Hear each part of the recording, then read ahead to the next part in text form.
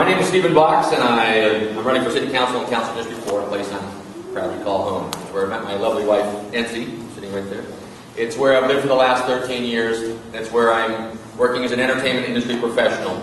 Last year I produced a film shot in Hollywood where we established sustainability standards for the entertainment industry, and it was the subject of a documentary film called Real Sustainable. Some of you may know me as the transportation advocate, someone who works hard to bring funding to our communities to improve the quality of our streets. Some of you may know me as a budget advocate, someone who worked good and hard last year. I was at every single day of the budget hearings fighting for the departments that deliver the city services that are essential to our great city commitment. And my track record actually exceeded most of the city council as far as participating and fighting for those departments. And through it all, I would contend that we're a city in crisis. We have a budget crisis. We've got a crisis of irresponsible land use. We've got a crisis of traffic congestion. And ultimately, we have a crisis of collapsing infrastructure. But most of all, I would contend that we have a crisis of leadership. And so that's why I'm running for city council. So I stand up here along with two other gentlemen, one who might be referred to as the outsider, who's done great work in his neighborhood, and the other who would be referred to as the insider, someone who's been there for 35 years. And I would contend that it's time for an outsider to work on the inside, Stephen Box. So I have a demonstrated track record for an acute sensitivity to what is going on in our neighborhoods and what we can do better. And I also have a proven track record for working on the inside to solve problems. So I thank you very much for your consideration this evening. If elected, will you commit to quarterly meetings with the neighborhood council representatives in Council District 4? When elected, I will commit to quarterly meetings with the neighborhood councils. And in fact, I think that's beyond a simple commitment. It's actually just the way it should be. It tends to now be a sort of a roller coaster of opportunities to meet with the council staff and to go to City Hall. In fact, it just started up again now that it's campaign season, and I'd like to see that become the status quo. The neighborhood councils always have direct access. In addition, that should include homeowners associations, community organizations, and other groups of folks that need absolute direct access. And I would offer this. I've actually been someone who's fought good and hard to open those doors at City Hall and at the commissions, invoking the Brown Act, which is the open meeting law, California state law. And it's a shame that we have to fight so hard to participate. Just yesterday at the Transportation Committee meeting, public comment was reduced to 60 seconds. So you make that long trek to City Hall to participate in the function of your government, you get 60 seconds to comment. That's just unacceptable. So I think we should open up the opportunity to participate in how our cities run. Your position on taxpayer funding of the proposed football stadium? Absolutely no to taxpayer money used for the non-existent NFL team and the non-existent NFL stadium for the plan that doesn't exist. Yet, City Council has formed a committee to study the non-existent proposal, which has already been funded with $700 million of money for the developer, and a request has already been made for $350 million of your money, thank you very much. And they've already gone to Sacramento to look for exceptions and variances for the non-existent NFL team and the non-existent plan. So this is a very sophisticated group of people who are moving very quickly to look for exceptions and variances and to do an end run on the city of LA. And I assure you, we're not in a good position. Right now is the time for the city of Los Angeles to raise the standard for an environmental standard, an economic standard, a social standard, a sustainability standard. So if a developer can make a deal work under those conditions and guarantee us a profit, not just a risk, then we should do it, but under those conditions. Since it's such a huge mess in every city, but in LA it's really big, should new hires, new city government workers be placed on a regular 401k, something like those of us who work in the private sector? I'm against a two-tier system such as this. The benefits are so far down the road that it doesn't address the fact that we're in a budget crisis. So when you've got when you've got a plan here that won't benefit folks for years, it's absolutely kicking the problem down the road, which is what the city of LA has been doing for far too long. Through thick and thin, we've been avoiding the real problems, which is to address the fact that we're encumbered by unsustainable pensions and health care benefits. I don't think the unions want the city to go bankrupt. I don't think city leadership wants the city to go bankrupt. But what we have is a game of chicken going on. and we're not actually discussing the problem at hand and addressing it with real solutions in an adult-like manner. So that conversation absolutely must take place immediately, and that will be the essence of our budgetary stability. Should police really be able to retire at these high benefits at age 50? Firefighters? Should city employees who sit at desks be able to retire well before 62 at high benefits? Union leadership and city leadership got us to where we are, and it's imperative that the two parties are responsible for taking us to where we need to go, which means, first and foremost, the health benefits have to be addressed, and there has to be an increase in contribution to health benefits for the employees of the city of LA. The second thing is we seriously have to take a look at the retirement benefits. And so these are things that are on the table and must be discussed. And third, we're chipping away at people's ability to do the work. So we're down to shorter schedules that just make it impossible. These aren't solutions because we're not addressing the fact that we seriously have to take a look at the amount of money we're paying for the amount of services we're getting. So it's harsh, it's difficult, but it must be addressed. What is your position on the further development of Griffith Park? I'm opposed to development in Griffith Park, and I believe that it's unfortunate that we have to fight for years over an issue like development in Griffith Park, and that we don't have a very significant general plan that lays down specifically what's going on in the city of LA, which, by the way, is known around the state of California as the city of plans, because we've got master plans, vision plans, community plans, specific plans, golf plans, tree plans, shrub plans, plans for plans. And yesterday, we almost had a bicycle plan, but of course that got kicked down the road just a little bit farther, and that one's been working for years. So what we have is an opportunity to frustrate planners and the people that have to fight to protect their land, their community, their neighborhood, the character and personality of their homes, and the great open space that is what we consider to be one of the great assets of this community. So I'm opposed to development in Griffith Park. Thank you. Senate Bill 1818, the Density Bonus Law of California. In Los Angeles, we approved a density bonus plan. Major parts of it were thrown out by the court. The plan that the city council approved was found to be illegal in some ways, in some major ways. So starting from Stephen Box over to Tom LaManche, do you support the state law? And I think the second question is, how should we implement it in Los Angeles since the city council's plan is illegal? I'm opposed to the SB 1818 and the notion that we should densify communities that are already strained, infrastructure that's collapsing, streets that won't carry our traffic, and then we're required to offer up a variance so that people can exceed the plan if they agree to certain conditions. I think we should raise the standards rather than lower them if people would like to come to the community. I think that the fact that the city of LA had a proposal that was illegal is a sad and unfortunate state of affairs at City Hall. We tend to do this a lot. In fact, we lost 3 First Amendment battles this year. The city of LA continues to act hastily in ill-advised ordinances that end up getting flipped by the courts. So the one thing we do is we keep lawyers busy here, we keep land consultants busy here, and we keep communities busy here fighting to protect their homes. So I'm opposed to SB 1818. But what about density in Silver Lake? What are your feelings on it? And one of the issues is that if you see the maps, the drawings of where the tall buildings are going to go in Silver Lake and where the density is going to be allowed in Silver Lake if the plans go through. And I'm not talking about SB 1818, but what you probably heard of the transit-oriented districts. If you live near a bus line or a light rail line, a lot of density is going to be planned for your area. It hasn't been approved yet. What do you think about that kind of density in Silver Lake? Good-sized buildings along the big boulevards and a lot more density along bus lines and that sort of plan, which has been rattling around the city hall for a while, but it's coming. Go ahead, Stephen.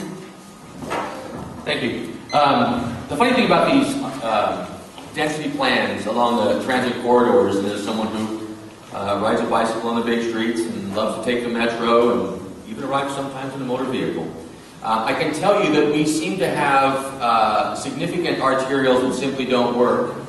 To imply that we can add density to these corridors without the things that are guaranteed by law. So in a SNAP district, a stationary neighborhood area plan, there are supposed to be other benefits, such as parks. And the money for those parks comes from the developers, Quimby fees. And I would ask you, how is it the buildings keep popping up, but we don't see the parks that are supposed to come with them?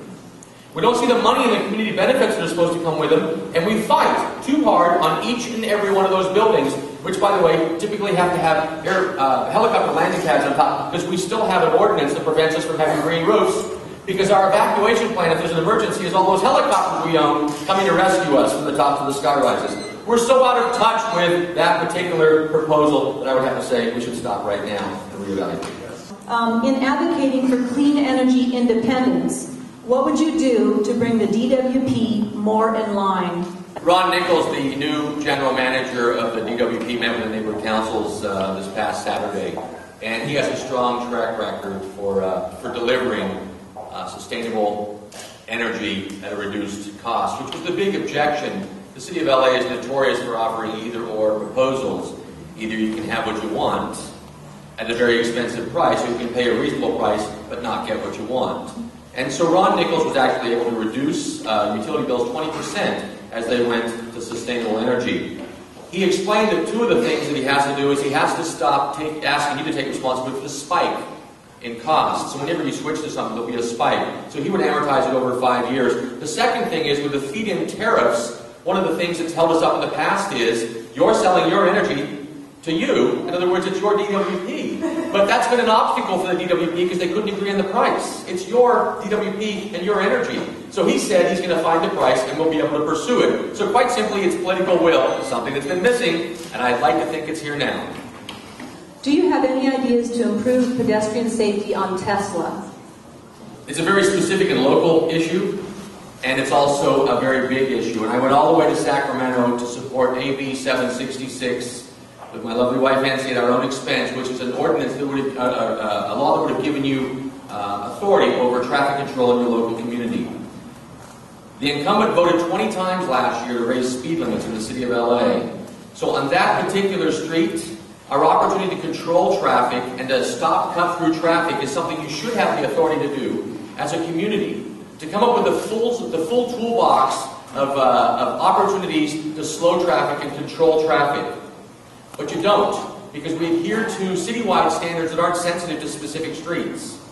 And so I would suggest that there's a multitude of solutions that other communities are incorporating into their streetscape that would solve traffic congestion problems and make it safer to cross the streets. But keep in mind, our streets are so notoriously dangerous, police officers stand a greater chance of dying in a car collision than from a gunshot.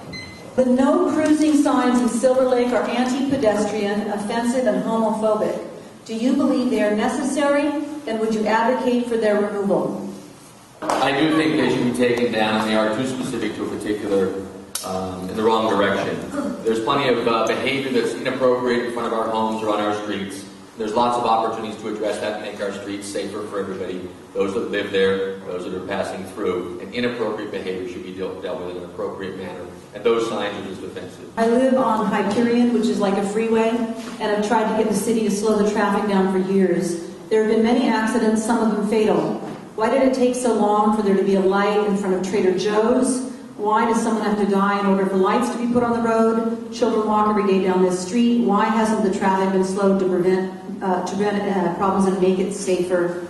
It takes a tragedy to get a street improvement because we live in a complaint-driven city. It takes a phone call to get a pothole filled because we live in a complaint-driven city. We don't have standards in place. It's unfortunate, but it's all connected.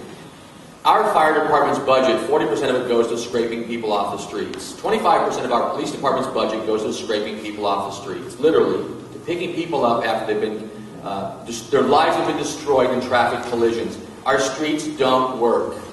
And right now, we don't have the wherewithal to absolutely confront that problem and take it on. I work really hard bringing Highway Safety Improvement Project and Safe Routes to School money to our communities, and the City of LA actually defaults on the money they've qualified for and doesn't execute the projects that belong on your streets. Instead, the solution is to put more police, which we don't have, writing tickets to people they can't catch. And it's imperative that we focus on bringing our streets and making them safer for everybody. Several people in the audience would like to know in different ways, they're asking a similar question. they're not happy with the level of public transit and buses in the area, and they'd like to know what you are going to do about bringing more regular bus service in so they don't have to use their cars and turn the area into a more less car-reliant area. Several people are asking about this. Stephen, Box, you want to start off? Sure, thank you. I'm a board member of the Transit Coalition, and so we work hard to partner with the Metro, who provides mass transit services to our community. Of course, the city provides the dash lines, demonstrating that even when it comes to connecting, we're disconnected. Because you can't transfer from one to the other without going to great. It's easier to travel in Europe with the train to different countries. So the first thing we have to do is agree on the routes that need to be taken and give local communities authority over that. Keep in mind, as your card passed, and significant money is being brought to our communities, but the decisions are being made politically rather than what's best for the community. The second thing is that the Metro and the city are kind of fighting a war. The Metro threatened to sue the city of LA over the quality of our streets, saying it destroyed their buses. They're actually making decisions based on the quality of our streets. So we're a city that's collapsing. It's affecting our relationships with other departments that provide transit services. So quite specifically, if we expect people to get out of their cars, we're going to have to give them good choices. What do you think of the Community Redevelopment Agency and Jerry Brown's plan to strip them of their money and power and give that to schools and county welfare programs and so on to balance the budget where there's no money for those sorts of things? 2 years ago when the budget advocates were working with the mayor's office, the proposal to abolish the CRA was put on the table. Last year at the first candidates forum for this particular race, I stood again and said that there's absolutely no way that the city can be in the middle of a $400+ million deficit while the CRA has almost $500 million in surplus money, and the city of LA considers that a budget crisis. Actually, it's a crisis of leadership. You can't have one department flush with cash while another one's suffering. If you add in the next layer, which is the city of LA, the CRA rather, appraised a property at $4 million, paid $5.85 million, and then sold it back to the same guy for almost $600,000. This is the kind of back and forth use of your money, which is absolutely criminal anywhere else on earth, except when the CRA does it. So it should be abolished, that money should come back to the communities, and as of yesterday, Sacramento's estimates are that it would amount to $329 per child in LA County. That's 700,000 kids, that's $220 million to our schools, and $200 million to our city, and that's absolutely all the evidence I need to know. Let's abolish the CRA. Somebody wants to know what all three of you gentlemen think about the procedure to close public stairways, and what do you intend to do about it? Let's go ahead and start with Stephen Box. Those stairways are absolutely wonderful community assets, and so I've toured some of the stairs, and I think that we should do everything we can to preserve them and to protect them. And if there's a public safety issue, I think there are other ways to address it. I think that it's absolutely essential that we preserve the character and personality and avoid sanitizing things, because if you look at some of the neighborhoods where we've stripped the human element, we've deprived those communities of their substance, their legacy, and what you end up with is a place that actually deteriorates even further than it was when the original problem was dealt with. So I absolutely think the stairs are brilliant. I love Dan Copel's tours. I love some of the exercise we get. And I love the fact that I keep finding new ones I never saw. The first, I don't know how many times I passed by, and that's what makes it so great to live here. We're always discovering something else and connecting with LA's past, and that's what I think makes it a great place to live. Would you fight to keep neighborhood councils funded and even let us generate income through local parking fees and other money-making possibilities? I have fought for funding, and I was there last year fighting for the Department of Neighborhood Empowerment, which is a charter department, not an ordinance department. So when we put everything on the table, keep in mind the things that we start with are charter departments, and it's a charter department. I was there last year, and I was the one that pointed out that we staffed in the budget. We provided for the staffing. We forgot the operating budget. In other words, a deputy mayor, 2 general managers, and a full entourage of staff members all missed the fact that there was no money there to actually operate the Department of Neighborhood Empowerment. You never saw so many people scratch so many heads so quickly. But that's because we were there fighting for the Department of Neighborhood Empowerment. So I have been, and I will be, fighting for the Department of Neighborhood Empowerment and the neighborhood councils so that they're fully funded and so that they can participate as peers, as equals, and as actually partners in moving the city of LA forward. There are about 10,000 billboards in the city, and some people think there are 4,000 illegal billboards. They haven't been checked for earthquake safety. Nobody knows what's going to happen during the big one. People are getting very, very, very rich off of them. The city council has not begun to remove them, inspect them. It's one of the big failures. I'm not editorializing here. What can the city council do or should do? We live in a complaint-driven city where if you don't complain, the codes won't be enforced. So when we were cutting departments, we cut the departments that actually make this city move forward. So I presented a recommendation where we double down on some of the charter departments and give them the power to do what's right. You need a planning department with a solid plan that clearly articulates how it's supposed to be. And you need a department that can inspect those buildings and ensure us that the standards are being met. And we shouldn't have to call 311 to say, hey, I just noticed a really big thing on top of a building. The one by the street with a really big hole. They don't need us to tell them that, except for the fact that they're not paying attention and they don't care. And that's got to change. So we shouldn't have to rely on a city attorney to do what's simply right. We should have building and safety, and they should have the authority to go in there and enforce the standards, not simply because we complain.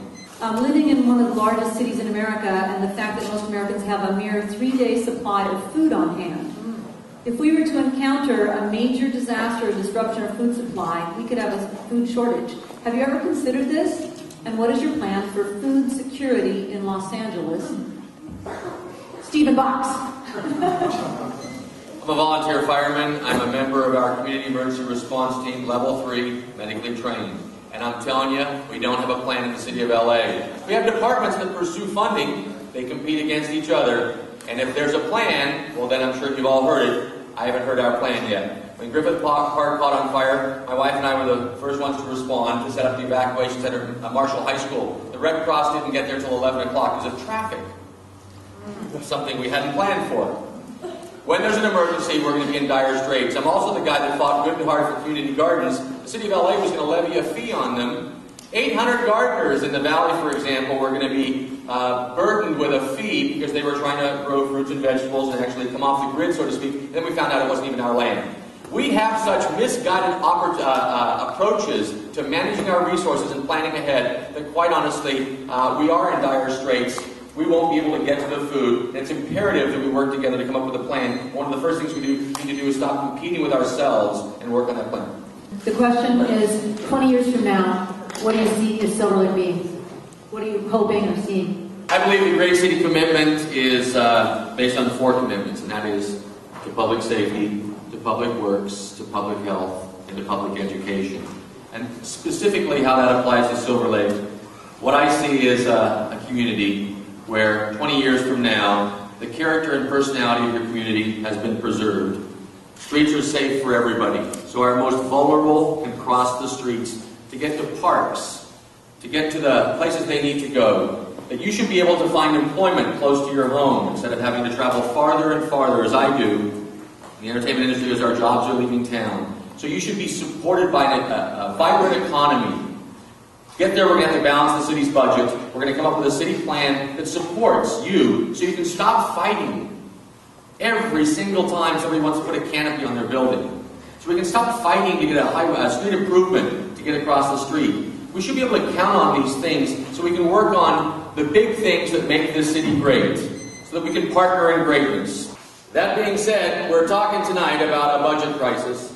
We're talking about a land use crisis. We're talking about traffic congestion crisis, collapsing infrastructure crisis, a crisis of connectivity with the many different agencies and authorities that have a piece of the community, from the Metro to the LAOSD to the CRA. And through it all, what we're talking about is a crisis of leadership. So I contend we can't afford 4 more years in the wrong direction. And I offer up, you've got a choice tonight between continuing to move in the wrong direction with people that are causing problems or someone who has a track record for solving problems. I would offer up that you have a choice tonight between someone who's completely agreeable and someone who's completely accountable.